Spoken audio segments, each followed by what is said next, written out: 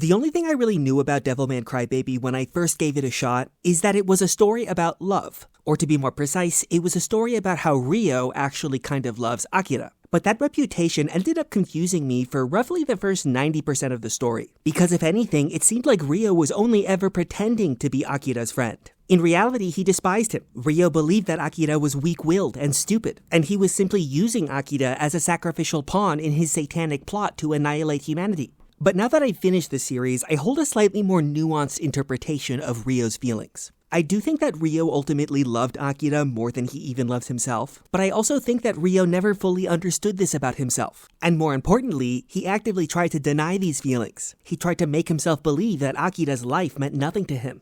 Ryo's problem here rests in his philosophical worldview, which fundamentally worships power above all things. This philosophy is something Ryo possesses innately as an instinct, which he inherited from his former life and true nature as Satan. Satan was, of course, a glorious angel who was born at the beginning of time, but his body was annihilated by God as punishment for coveting God's power. But after many eons of exile, Satan would manage to reincarnate his spirit into the human vessel of Ryo. He would then grow up as an ordinary child in Japan, where he would also forge his friendship with Akira. Ryo's personality always expressed a satanic hatred of God's creation. But whenever he tried to foist this brutal perspective onto Akira, Akira would combat his cruelty with compassion and warmth. Thus, for example, Ryo would sometimes insist that the weak deserve to suffer and die by a law of nature. But Akira would only ever respond with tears. He would demand, apparently against all evidence to the contrary, that nature has no such law. Sometimes the two of them would gaze upon the moon at night, and Akira would express delight in the way he seemed to see the shapes of animals upon its surface. Ryo would remind him that these figures are only shadows, and the pleasures that they inspire are illusions. But Akira would marvel at their beauty nonetheless. These were the sorts of interaction that made Ryo tell himself that Akira was stupid. Akira was fundamentally unable to understand the secret truth of the world, that power is the ruler of all things, and that the beauty of God's creation is merely a distraction designed to comfort the weak.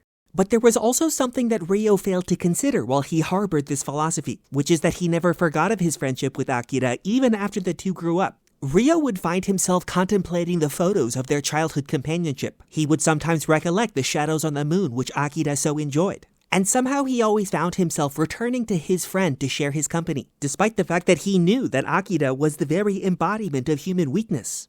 The reality was that Ryo never actually needed Akira to accomplish his satanic plot to annihilate humanity. He tried to use him as a pawn when he turned him into Devilman, but Ryo could have chosen anyone for that purpose. And more importantly than that, Akira was a uniquely bad choice for the job, because he had always resisted Ryo's cruel manipulations ever since the two of them were children. His compassion for the weakest among us simply could not be eradicated, and so it was completely foreseeable that he would have rebelled against Ryo to destroy his plot. And yet Ryo chose to rely on him anyways. Ryo kept Akira close to him, not because he needed him, but because he loved him. And he turned Akira into a demon because he wanted to change him. He wanted Akira to embrace the philosophy of power, so that the two of them could live together forever in love on a godless earth. But Ryo could never admit these things to himself. He could not ask himself why he continued to chase after Akira even up to the final moment of their lives. If Ryo finally admitted that he loved Akira in spite of his weakness, the price would be too great. It would mean that Satan's victory against God would be impossible after all, because the only consequence that victory could yield is a lonely hell, where Satan must eternally feel the heavy absence of a love that he has destroyed.